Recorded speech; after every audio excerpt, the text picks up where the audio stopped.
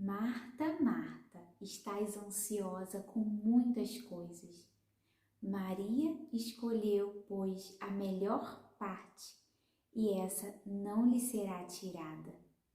Olá! No vídeo de hoje nós vamos falar sobre a escolha da melhor parte. É engraçado porque quando nós falamos de melhor parte, parece fácil escolher por isso. Não é verdade? Às vezes a gente vai numa churrascaria, por exemplo, e nós temos lá um buffet maravilhoso à nossa disposição, nós temos uma infinidade de variedades de carnes e a gente, obviamente, pagando por aquela comida, a gente quer a melhor parte da carne, a gente quer a melhor parte do buffet. E quando a gente olha para essa palavra de Jesus, a melhor parte, a gente pensa, se a gente for pensar na melhor parte das coisas naturais da nossa vida, a gente vai falar, é fácil escolher a melhor parte. Só que por que é tão difícil escolher a melhor parte quando se trata de Jesus? Nós sabemos que a melhor parte é estar com Jesus, é aproveitar da presença de Jesus e desfrutar de um relacionamento de intimidade com Jesus. Mas por que em 24 horas do nosso dia, mesmo sabendo que essa é a melhor parte, é tão difícil de termos constância nessa escolha? Você já havia parado para pensar nisso? E a lição de todo esse livro, a lição que envolve toda essa história dessas duas irmãs é justamente essa. Me fazer entender, te fazer entender que a melhor parte não pode ser negligenciada. E com tantas tarefas chamando por nós, gritando o nosso nome, como escolher a melhor parte todos os dias? E nesse livro, a autora nos dá 3 dicas com a letra C. Você pode anotar? Constância, criatividade e conversa. A primeira coisa que nós precisamos é trazer para a nossa vida de relacionamento com Deus é a constância. A sala de estar, nós estamos falando na sala de estar como o ambiente onde Jesus estava com Maria e os seus discípulos. Maria escolheu a melhor parte, que foi o aconchego da sala de estar com Jesus. Mas Gabi, se é tão aconchegante, se é um lugar tão lindo, tão maravilhoso, tão cheio de vida, que nos faz tão bem, por que a gente tende a fugir desse lugar ou a negociar esse lugar? Satanás sabe quão importante é esse lugar para nós. Por isso que ele gera no nosso coração o senso de urgência em outras atividades, porque nós temos a tendência a correr para aquilo que é urgente. E a gente acaba abrindo mão desse lugar maravilhoso que é a presença de Jesus. Então, para isso, nós precisamos adquirir constância. E constância não é algo automático. A constância, ela não é um sentimento, ela é uma atitude. A constância é aquilo que nós sabemos que precisamos exercitar todos os dias quando nós acordamos para ir trabalhar. A gente, às vezes, acorda sem vontade de trabalhar, mas nós precisamos ir trabalhar. E por precisar, nós somos constantes naquilo, porque nós sabemos que se nós não formos constantes no nosso compromisso com o trabalho, a gente é mandado embora. E por sabermos disso, nós somos disciplinados. A gente vai para o trabalho mesmo sem vontade. E pode parecer estranho, mas para adquirirmos constância no nosso lugar secreto, na nossa sala de estar com Jesus, nós precisamos ter esse entendimento. É um sentimento de eu preciso estar. Assim como eu preciso trabalhar, eu preciso me alimentar, eu preciso me cuidar, eu preciso da presença de Jesus. Então a constância, ela precisa ser praticada de forma disciplinada. Nós não podemos negociar o nosso tempo com Deus. O outro C é o C da criatividade. Talvez se você engessar o seu momento devocional, o seu momento de buscar o Senhor, você não vai conseguir ter prazer ali. Acaba ficando chato, enfadonho. Algumas pessoas principalmente aquelas que deixam para um horário muito tarde, acabam dormindo orando, acabam dormindo sobre a Bíblia. Nós precisamos, de formas práticas, identificar qual é o melhor horário para mim na minha rotina e focar naquele horário, o horário que eu vou render mais, que eu vou ter mais disposição, que eu vou estar mais ligada, mais conectada, mais inteira àquele lugar, àquele momento com Deus. E o outro C é a conversa.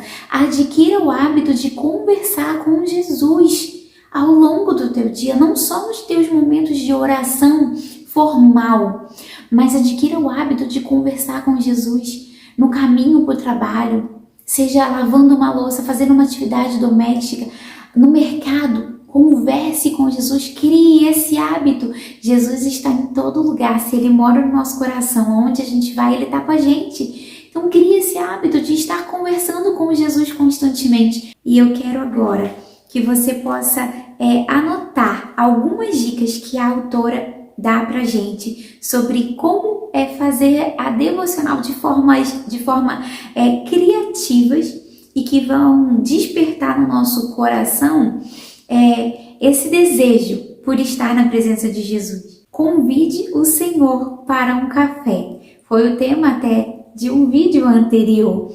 Convide Jesus para tomar um café. Você pode ir para uma padaria, para uma lanchonete ou na sua própria casa. Põe uma mesa legal. Chama Jesus para tomar um café com você. Eu tenho certeza que vai ser uma experiência sobrenatural. Eu quero contar rapidamente uma experiência que eu tive. O meu pai morreu recentemente. E eu tinha uma amizade muito bonita com meu pai e nós criamos esse hábito de tomar café junto desde a minha infância. Eu sempre gostei de tomar café, sempre foi minha refeição preferida. O meu pai sempre priorizou o café da manhã como a principal refeição do nosso dia. Ele nos ensinou que essa era a nossa principal refeição, por isso devia ter uma mesa farta, variada. Ele sempre fez o seu devocional no café da manhã.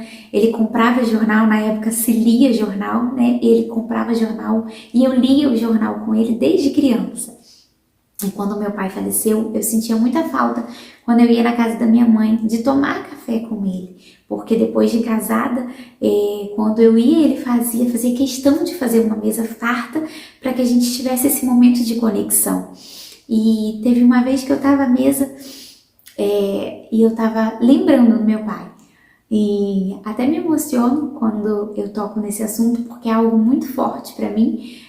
É um momento muito gostoso que me traz muitas boas memórias e essa minha experiência com Deus me marcou de forma significativa, porque eu estava à mesa e eu estava assim, uma mesa muito bonita, era num lugar diferente e eu falei assim, meu pai gostaria de estar nessa mesa, meu pai ia gostar de comer isso, meu pai ia gostar da beleza dessa mesa. E naquela mesma hora o Espírito Santo falou no meu coração: você não tem mais um pai físico para se assentar à mesa com você.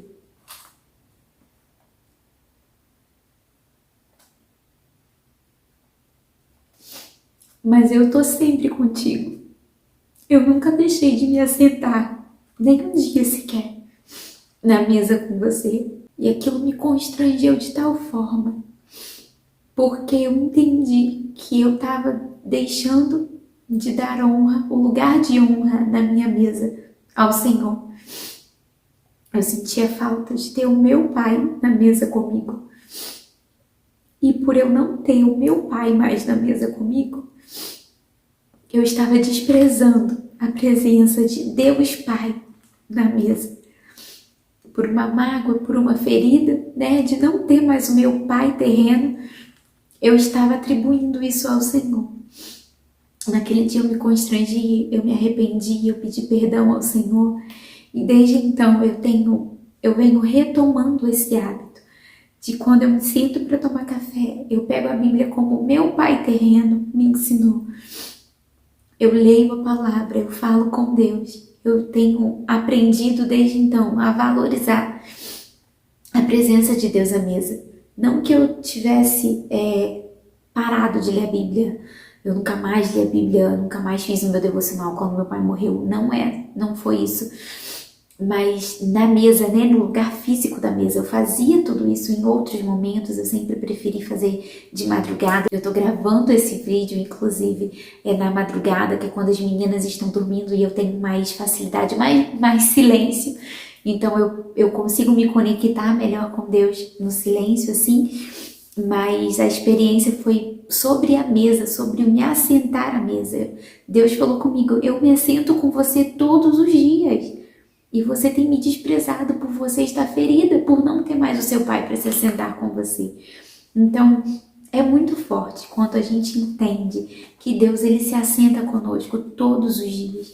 Você pode desfrutar da presença de Deus na tua mesa, quando você se assentar para fazer as suas refeições. A segunda dica é acrescente um clássico espiritual à sua dieta. Ou seja, traga para o teu momento de mesa de comunhão com Deus alguns livros que vão enriquecer o seu conhecimento sobre o Senhor.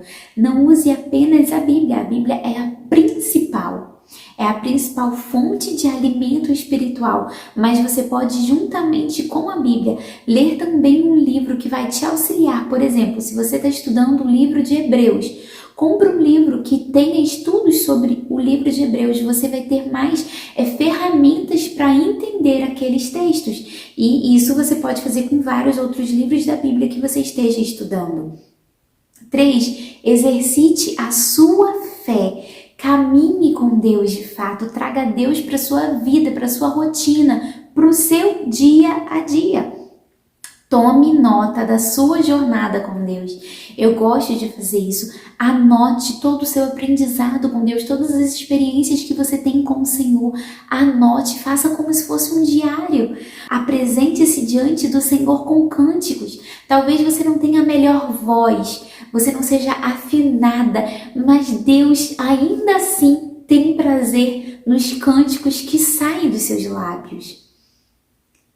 Permita que a fé venha pelo ouvir, ou seja, assista pregações. Coloque pregações. Se você não tem tempo para sentar diante de uma televisão e assistir a pregação, adquira o hábito de usar fone e faz as suas atividades, trabalhe no caminho do trabalho, ouça pregações, porque a palavra do Senhor diz que a fé vem pelo ouvir, o ouvir a palavra de Deus. Então coloque a Bíblia em áudio para escutar. Aqui em casa nós tem uns 2 anos que nós criamos esse hábito de fazer algumas atividades ouvindo a palavra. Esse hábito é tremendo, porque nem sempre você consegue se concentrar em 2, 3 capítulos de leitura bíblica sequenciais. Você pode cansar, você pode sentir sono. Às vezes, ouvindo, você consegue ter uma sequência muito maior de capítulos do que lendo. Leia outras versões da Bíblia. Você pode pegar outras versões da Bíblia. Tem uma versão que chama A Mensagem. Ela é uma versão poética da Bíblia. Você pode ler aquilo em voz alta, como se você estivesse declamando um poema. Olha que coisa linda! Esconda a palavra no teu coração, memorize a palavra, memorize os salmos no dia mau. Você pode não ter uma Bíblia física perto, mas você vai ter um salmo para recitar. Diante de uma afronta, diante de uma opressão, diante de um medo, você vai se lembrar de um versículo, você vai recitar aquele versículo e você vai ver o poder que existe na memorização da palavra, o guardar, o esconder a palavra no teu coração. E 10, passe a metade do dia em oração. Pode parecer impossível, mas quando você começar a separar horas dos teus dias, seja de forma picada, você pode hoje não ter uma rotina que te proporcione ficar 3 horas seguidas em oração, mas você pode porcionar aquelas 3, 4 horas ao longo do teu dia. Você pode colocar no teu celular um despertador a cada 20 minutos fazer uma oração, que seja de 2 minutos essa oração. A cada meia hora você pode fazer uma oração de 5 minutos. Ao final do teu dia, olha quantos minutos ou quantas horas você vai ter passado em oração com o Senhor. Eu tenho certeza que você vai experimentar um crescimento espiritual extraordinário na tua caminhada, na tua jornada com Deus.